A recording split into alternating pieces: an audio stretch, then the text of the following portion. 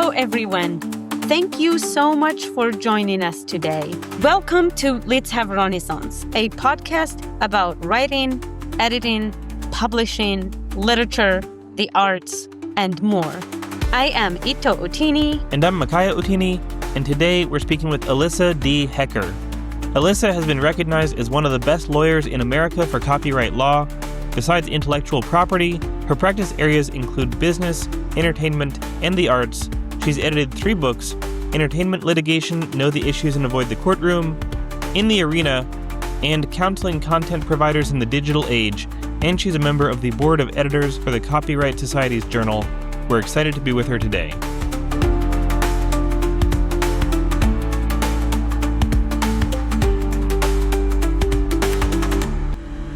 Thank you for tuning in. We're excited that you're here. Why don't you also subscribe, like, comment, and share this episode with your friends? And if you know anyone who wants to come on the podcast, please do send them our way.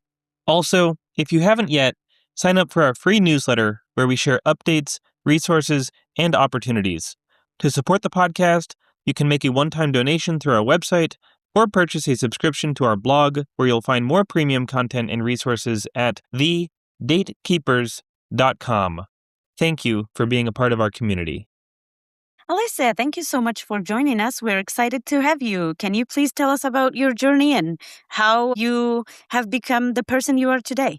It's an honor to be here. I've been really enjoying, listen, you have such an interesting diversity of guests, some really interesting people. I grew up around arts and artists. I was a dancer for much of my life, and all of that has contributed to who I am and what I do today. Wow, how did you learn dancing? My mom always jokes around that I was dancing in utero, that I would never stop moving. So I started taking when I was about probably 2. And as I got older, I found myself in modern dance and, to be able to move the body and everything. And then I became a choreographer. And I just... I was listening to an interview with Debbie Allen last night, and one of the people with whom she works says, you really feel like you become a dancer when you feel the music become you. And I really totally identified with that, and I just love it. But I knew that it was never going to be my job because A, I wasn't good enough, and B, I knew how difficult it was. So that also got me to where I am, where I'm able to work with people in the creative industries, helping them do what they do best while protecting them kind of on the back end and also looking forward. Why did you decide to study law? I was a copyright nerd. Even in kindergarten, I have books where I put the C in the circle and I wrote all rights deserved, which is usually it's all rights reserved, but I was 5. So like I said, I grew up surrounded by mostly visual artists and models and photographers. I mean, just incredibly creative people. Then I went to law school and I did some work at the Authors Guild and I did some work in-house at a music agency. And when I graduated, they created a position for me and I was associate counsel. So I was in-house at a music agency for almost 10 years. And then when my first child was born, I went out on my own. So I've had my own practice for 22 years. And it works with small businesses and solopreneurs and entrepreneurs. But I have a huge entertainment and arts practice because I still feel like that girl who stands outside the Broadway entrance with a playbill in my hand, when I'm talking to creatives. And what is copyright law? Very good question. In the United States, copyright law comes from the U.S. Constitution, actually, and it is a limited monopoly that creators have. If they're authors and they create something original in a fixed and tangible medium, you can get protection over it, and that way you're able to control, in most respects, how your works are used. How does one do that and where? So I'll answer you like a lawyer. It depends.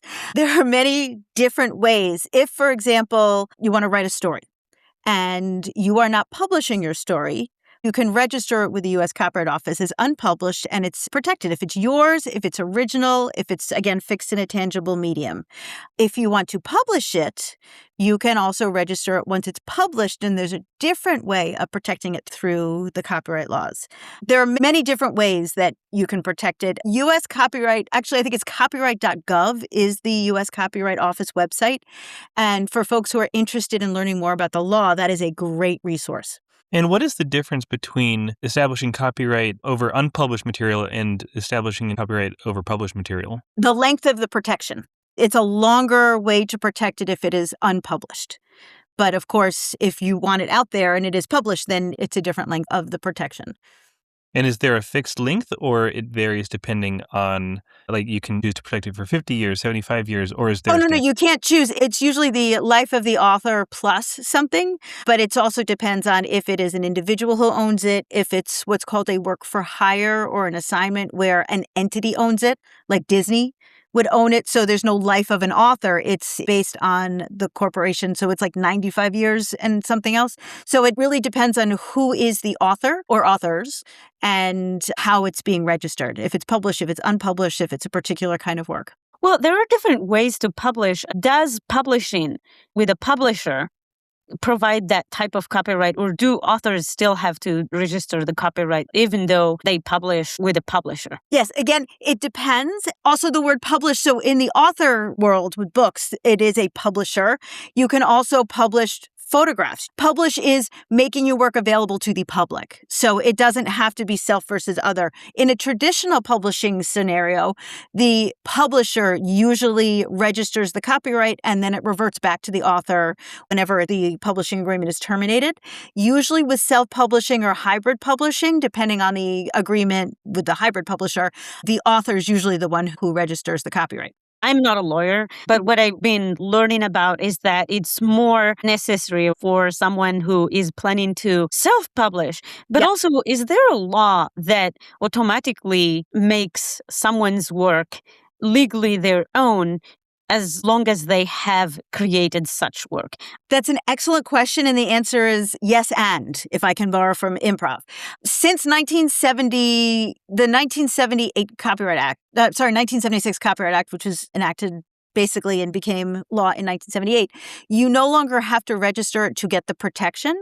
With that being said, you have to register your work in order to be able to sue for copyright infringement and in order to get statutory damages, which could be the difference of $10 to $150,000 or more, and in order to get legal fees. So it is in your best interest to register it, or you can't really go after anybody if there's an infringement. So can you describe what that basic protection is? What form does it take? If you don't register copyright, in what ways So are if you you don't register copyright, you can't sue anyone for copyright infringement across the board. You can sue them based on contract. You can sue them potentially based on use. And like you could prove maybe you're owed $10 or something, but you can't sue them for copyright infringement under the federal law. There are a lot of people out there who we call copyright trolls, where they send cease and desist letters, mostly to nonprofits and smaller people saying, you used our image, for example, like a photograph on your website, and we're going to sue you and you have to take it down and you're going to have to pay us like $250,000. I always write back on behalf of my clients, show me your federal registration first. And most of them go away because they don't have it. And they know that they don't have the ability to sue you if they're clients or they haven't registered their images. So it's really important in order to enforce it at all or to get any, what we say, damages, meaning if you can show that they sold, like, say, 6 books and it's $20 a book, those would be actual damages. So it is 6 times 20, so it's $120 worth. But, did I do that right? Yes. But if you have a registered work, it could be, like I said, $150,000 per sale. So that could be $150,000 times 6 plus attorney fees if you win, rather than $120. And to register a work can be $45, $65, $85, depending on the category in which you register. So it really pays to register your work. And it's also an official record of I was here first. So if somebody copies you, you could say, hey, I have my registration as of that date. And how does one go about that? How do you register it? You go to the copyright website, and then how does that work? Well, there are different forms. So there are visual works, there are motion pictures, there are written works, there are all different kinds of, you figure out in what category you fall. And then there are primers. How do I do this? What do I have to put in? It's your basic information. It's, are you the only author? Do you have people who worked with you? What are you trying to register? You have to put up what's called a deposit copy. You put in an electronic version of what you're registering. And the folks at the Copyright Office are also very helpful if you call them and you have questions. And what are the common misconceptions that you find a lot of artists and creatives have in relation to copyright law? What are the myths that you find yourself having to dispel regularly? The biggest one is around fair use.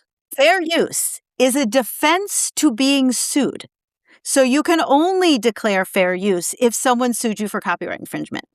And within that, there are many different factors, including the nature of the work, how it's being used, if you made money, but you can still be a copyright infringer and not make a cent off of it. Every single case is determined on that particular case's facts. And the judge weighs in. I'm talking with my hands like you can see me, but the judge weighs in on all of the factors. In terms of an educational use, and that's also pretty clearly defined, if you're going to be using a work for parody, which means that it actually has to make fun of the underlying work rather than just borrowing from it. If you're using it for an educational purpose, as in, I'm a public school teacher and I'm showing something to my class, not I have a program online and you have to subscribe to it and then I could use somebody else's stuff. That's not considered educational. If it's newsworthy, and I'm going back to photographs because they're just easy as examples. If I take somebody's photograph and I put it in my newspaper and it works in conjunction with the article that's being written relating to that, these are exceptions to the Copyright Act's licensing requirements, but they're not fair use. They're exceptions. Another exception is public domain. Anything created prior to 1930 is now in the public domain and you can use it. But be careful because if, for example, you're using a piece of music that's in the public domain, but that was recorded by a symphony, 50 years ago, that recording is protected by copyright, but the original score is not. The original composition is not. So you have to be careful with that. And then usually anything put out by the government that the government hasn't licensed, if the government creates something, that is usable. You do not have to get a license for that. Court transcripts, things like that, official documents that have been released by the government, those are all in the public domain. That's a very useful breakdown. Thank you. Yeah, I was going to say, so to answer your question, fair use is the greatest misconception. And a lot of people think because I can hear music, then it must be free, or I can access it on the internet or things like that. And that is definitely not part of it. And you know what authors are most of the times afraid of? Some authors, not everyone. They are afraid that someone will steal their idea and rewrite it. Are ideas protected by law? No, the answer is no. Ideas, theories, things like that, sense of fair are not protected by copyright. And I'm really glad you asked that. So, for example, when I teach a copyright class, I'll say, like, the idea of star-crossed lovers is not protectable. But how you write those characters, what their names are, what their dialogue is, what the description is, that's what's protectable. If there are any questions we haven't asked but should have asked, is there anything else you would suggest that we cover? Oh, gosh. Well, first thing, let me talk to authors directly about this one because this is another misconception. You cannot trademark the title of your book. You can only trademark the name of a series. So that's something that a lot of people get concerned about. And just know if you're only putting one book out, then that is not protectable under trademark law. In terms of everybody in general, knowing the business behind what you do is very important to protect what you're creating. And understanding contracts and negotiations and copyrights and trademarks, intellectual property in general, collaboration agreements, work for hire agreements, publishing agreements, production agreements. A lot of composers are hired by people to write things, but who owns what? These are all really important things to understand. And it's always, always important not to say yes to the first offer. Like I said, everything is negotiable. And to really understand, and I know this is hard in the creative world because people are used to working on handshakes or I trust you or I feel your vibe or I don't want to hurt your feelings or I want to give away a lot for free. But it is even more important to have things in well-organized contracts because those are the roadmaps to your relationships. And if there's ever a disagreement on anything, you can always go back to the contract and that should solve it. Well, I mean, trust is great, but contracts are path to trust. Yes. Oh, absolutely. And it's also the longer you work with someone too, the easier it is to do the contract. In the beginning, it's hard. It's like you're dating. And the contract is you're really dating seriously or you're getting married. And then you determine, do we want to work together in the future? If so, yes, we continue our relationship, or not. The agreement itself talks about how you can get a divorce. It talks about how do we terminate it? What happens? Who owns what? How do we go our separate ways? And there's always creativity. That's one of the things I love about being a lawyer is there's always creativity involved when you're working with relationships. My job is to help my clients make money and grow their relationships. And whenever we're in the middle of what could be a sticky or uncomfortable negotiation, I always say, just blame your lawyer and keep your relationship because there are ways to get through and you can do that and keep moving forward. Regarding AI, can you talk about what protections, if any, exist for creators to limit how much AI can crawl and use their work or to sue if they can prove that their work has been ingested and used by AI? What does that landscape look like right now? Yeah, it's a crazy landscape. For starters, there are many lawsuits currently underway all across the creative industries, visual arts, performing arts, authors, publishers, dealing with the various AI machines and companies. So those are currently underway, and a lot of them are class actions. Some companies, like some music companies, some movie companies, starting to create licensing mechanisms.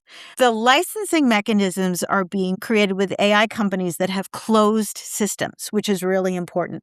For example, anytime you type anything into ChatGPT, assume your input will become someone else's output.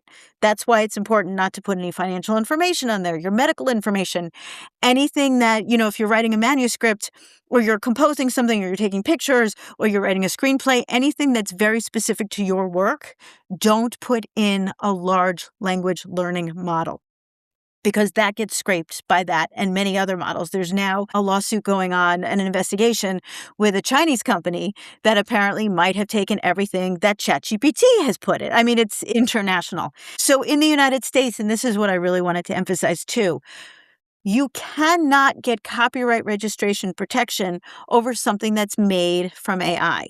So if I'm putting in a few prompts, I'd like you to create a picture based on prompt A, B, C, D, E, F. I cannot protect that. I cannot register that with the Copyright Office. And if anyone else uses something that's like that, I can't sue for infringement or stop them from using it. There are other countries that do enable you to protect it, but our country does not at this point. And the Copyright Office website also has, I think, 3 reports on copyright and AI that you can read if you're interested in how copyright law in the U.S. is covering this.